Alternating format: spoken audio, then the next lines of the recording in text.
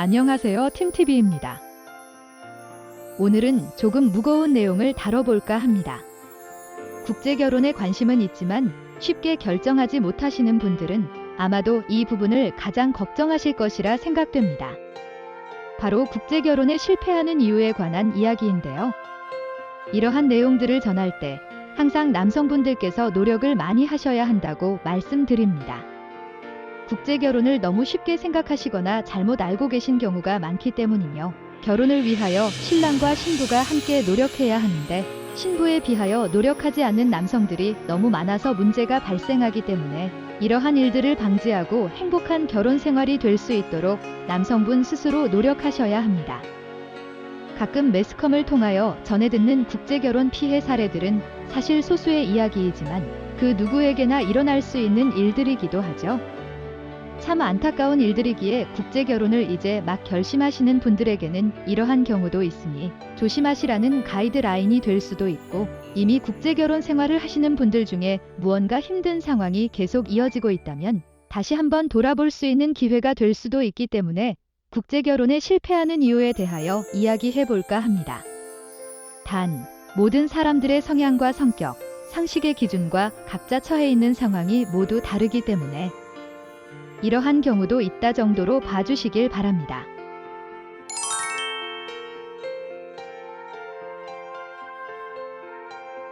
소개받은 여성이 무슨 일을 했었는지 정확히 알 수 없다. 한국에서는 그래도 재직증명서나 관련 서류들을 발급받기가 상대적으로 쉽지만 베트남은 아직 그러한 체계가 잘 준비되어 있지 않으며 국제결혼을 선택하는 여성들은 증빙 서류를 발급받을 수 있는 업종에 종사하는 경우가 거의 없습니다. 대부분의 여성들은 성실하게 자신이 할 수 있는 업종에서 열심히 일하지만 과거에 어떤 일을 했었는지 정확하게 확인하는 것은 매우 어렵습니다.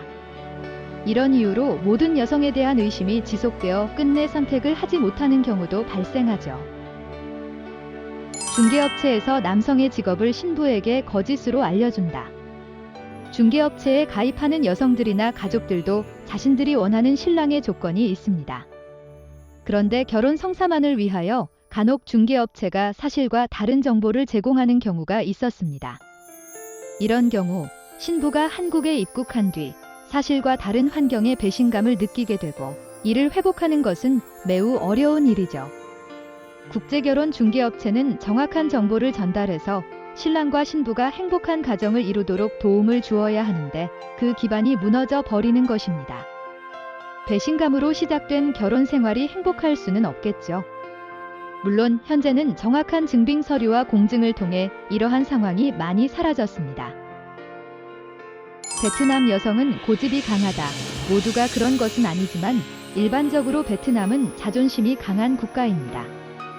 현지에서도 베트남 여성들은 자기 주장이 확실하며 가정에서의 중대한 의사 결정 시 아버지보다 어머니의 의사가 더 크게 반영되곤 합니다. 이러한 모계 사회에서 자란 여성이 한국에 왔다고 해서 쉽게 변화되는 것은 아닙니다. 서로 문화적 차이를 인정하고 미래를 위해 충분히 또 천천히 서로에게 적응할 시간이 필요한 것이 국제결혼입니다. 하지만 이 부분이 어려운 것은 한국인은 무엇이든 빨리빨리 하려고 하며 베트남인은 천천히 느긋한 성향을 가지기 때문에 의견 조율의 시간적 포인트가 달라 관계 개선이 더욱 힘들어진다는 것입니다.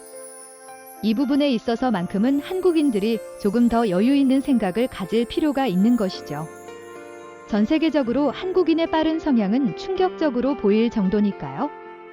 또한 베트남 여성들은 일부 한국 남성들처럼 미안하다는 말을 잘 하지 못합니다. 오히려 미소를 보이며 얼렁뚱땅 넘어가려고 하는 경우도 있죠. 하지만 미안하다는 말을 잘 하지 못하기 때문에 본인 나름대로의 미안함을 표현하는 것입니다. 한국에 빨리 적응하지 못하거나 미안하다는 표현을 한국식으로 하지 않았을 때 한국 남성들은 베트남 여성들이 고집이 강하다고 느끼기도 하는 것이죠. 그 외에도 많은 상황들이 존재하겠지만 대부분은 여성이 하기 싫어하는 일을 남성이 강요할 때 여성이 자신의 의사를 어필한다면 말을 듣지 않고 고집이 강하다고 인식해버리는 것이죠. 서로 소통하는 것이 힘들다. 신부들이 결혼 비자를 받으려면 신랑과 특정 언어로 소통 가능하다는 것을 증명하거나 지정된 어학과정 이수 혹은 한국어 시험에서 일정 점수 이상을 받아야만 합니다. 중개업체를 통한 국제결혼의 경우 신부들은 한국어 학당에서 교육을 받게 되는데요. 일반적으로 3, 4개월 정도의 교육 기간을 거치는데요. 이 정도의 기간만으로 소통이 원활하게 된다면 그 신부는 아마도 천재일 것입니다. 본인 스스로에게 질문을 해보시죠. 베트남어를 4개월 공부해서 베트남인과 원활한 소통이 가능할까요? 읽고 쓰는 것이 가능할지라도 문장을 듣고 이해하는데 답답함을 느끼게 될 것입니다. 신부도 마찬가지인 것이죠. 신부가 한국에 와서 노력하는 것처럼 신랑도 행복한 가정을 위하여 많이 노력해야 하는 부분입니다. 소통은 서로 이야기하고 이해하는 것입니다. 일방적으로 말하는 것은 소통이 아닌 강요가 될 뿐이죠. 한국인끼리 언어적으로 대화가 된다고 하여 소통이 되는 것은 아닌 것처럼 말이죠. 서로의 풍습과 문화를 모르고 강요할 경우 이 또한 배려와 소통의 문제입니다. 서로의 문화를 존중하고 배려하며 자신의 문화를 이해할 수 있는 충분한 시간이 필요한데 여긴 한국이니까 이렇게 해. 난 베트남 사람이니까 이렇게 할 거야. 라고 강요와 반박만이 오고 간다면 정상적인 결혼 생활이 될 수가 없겠죠. 오랜 시간 동안 서로에게 익숙해진 문화와 성향이 한순간에 바뀔 수는 없는 것입니다. 서로가 이해하고 적응할 수 있는 충분한 시간이 필요한 것이죠. 빨리빨리 하라고 강요하기보다는 잘 따라올 수 있도록 이끌어주는 것이 더 중요합니다.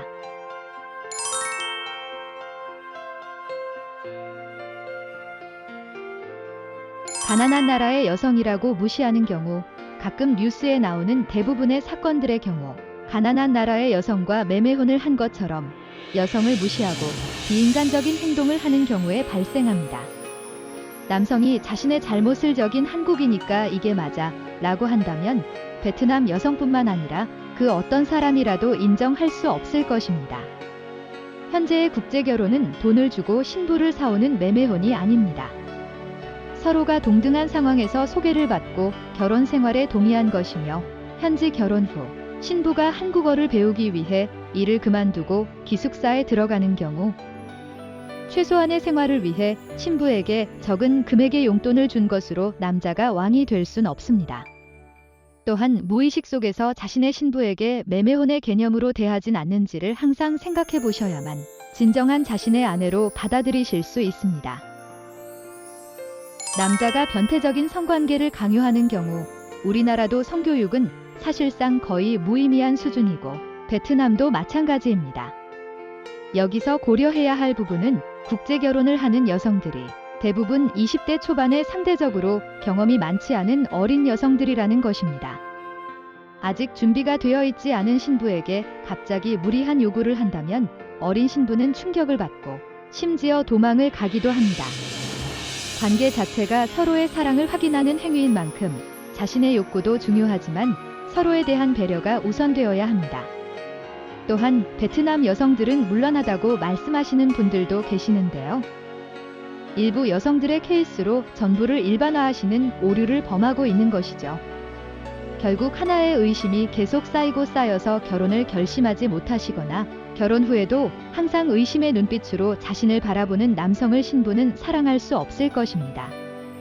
반대로 결혼을 위하여 온 남성이 현지에서 유흥업소나 성매매 여성들과의 만남을 갖는다면 베트남 여성들에게 한국 남성들이 얼마나 문란하게 보일까요? 신부의 현실을 이해하지 못하고 자유와 기회를 박탈하는 경우 많은 신부들이 베트남에 남아있는 가족들에게 경제적인 도움을 주기 위해서 결혼 전 한국에서 일을 하고 싶다고 신랑에게 말하고 동의를 구합니다. 그런데 신부 가족들의 상황에 따른 신랑의 도의적인 도움이나 신부 스스로 돈을 벌 수 있는 기회를 주지 않아 신부 가족들이 점점 더 힘든 상황에 몰리게 된다면 먼 타국에서 신부 혼자 행복할 수는 없는 것입니다. 반대로 이런 상황에서 신부가 한국 가족들에게 한국인이 원하는 도리를 다 할 수도 없는 것이죠. 단순히 소개받는 자리에서 이미지가 좋아서, 느낌이 좋아서 선택하는 결혼이 아니라 미래를 고려하여 이러한 상황에 대한 충분한 대화가 먼저 이뤄지고 합의가 되어야만 결혼 후 부부 사이의 마찰을 방지할 수 있을 것입니다. 외국인 여성과의 첫 만남에 긴장한 신랑들이 자칫 놓치기 쉬운 부분이기에 국제결혼 중개업체의 역할도 중요합니다. 신랑이 아닌 신랑 가족과의 문제가 발생하는 경우 서로 노력하여 행복하면 좋겠지만 현실적으로 둘이서만 살 수는 없을 것입니다. 물론 결혼 후 행복하게 잘 사는 가정들이 훨씬 많지만 신랑은 한국 가족들을 버릴 수도 없고 신부에게 강요만 할 수도 없는 애매한 상황도 있습니다. 남성의 가족들에게 무조건 맞춰 달라고 한다면 신부는 다른 나라에서 자신의 편은 아무도 없다는 생각에 더욱 외롭고 힘들어질 것입니다. 신랑의 역할이 가장 필요한 부분이죠. 물론 아내도 한국에 적응하도록 노력해야 하고 신랑 가족들도 조금씩 적응해가는 신부를 격려하고 기다려 주어야만 합니다.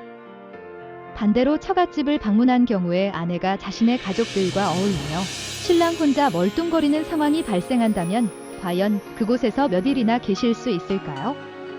자신의 아내가 현재 그런 느낌을 받고 있지는 않는지를 돌아보셔야 합니다. 신부가 적응에 실패하는 경우 한국어도 서툴고 문화나 사회 흐름도 적응하지 못한 신부가 주변의 잘못된 정보를 접하고 단순한 오해와 판단으로 가출을 하기도 합니다. 한국 사람들끼리 결혼을 하더라도 상대방의 상식 밖의 행동으로 이혼하는 경우는 매우 많죠. 신부가 잘못된 정보를 혼자 판단하는 이유는 아직 신랑을 온전히 믿지 못하기 때문입니다.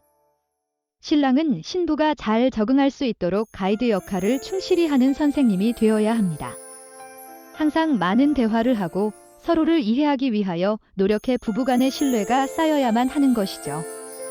신랑 하나만을 의지해서 한국에 온 신부에게 신랑이 해야만 하는 의무인 것입니다.